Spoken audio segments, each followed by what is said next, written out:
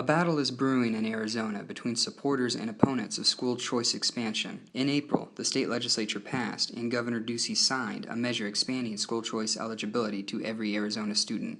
If implemented, the program would allow all 1.1 million students in the state to apply for a school voucher program.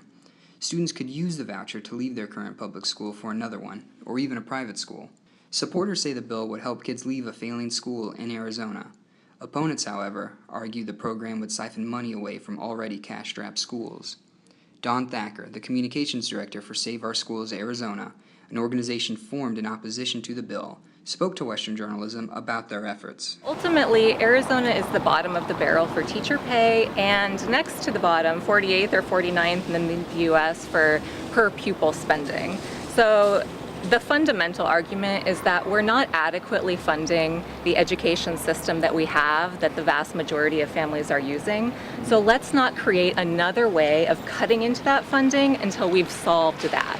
There's plenty of need for reform, and I think that funding is one of those issues. Everybody knows, even on a personal level, that it's hard to improve if you're broke, right? It's hard to kind of reach your goals, and our schools are no different. Thacker explained that the biggest defense for expanding school choice does not apply to Arizona, as the state already has a system in place for students to leave a failing school.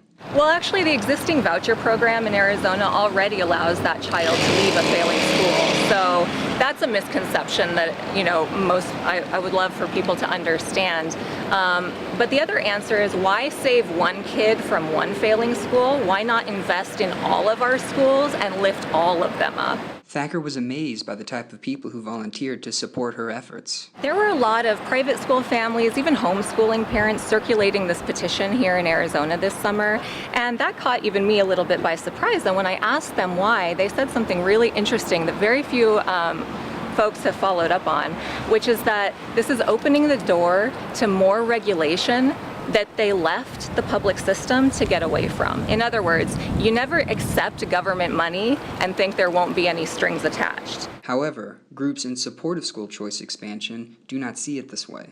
Corey Langhofer of the Goldwater Institute explained why families with kids in failing schools need school choice. What this bill does is, if your kid is not getting a proper education, it gives you a chance to fix that, to get your kid into a better school where they can learn what they need to learn to be successful. Langhofer explained that expansion of the program would not greatly affect public school budgets. The number of dollars that will be affected by this change, while it's an important change, is still pretty narrow. This is almost a pilot program.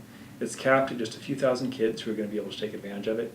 In a state this size, giving these sorts of ESA options to just a few thousand kids isn't a significant shift of dollars away from public schools. There are already a select number of Arizona students on the school voucher program.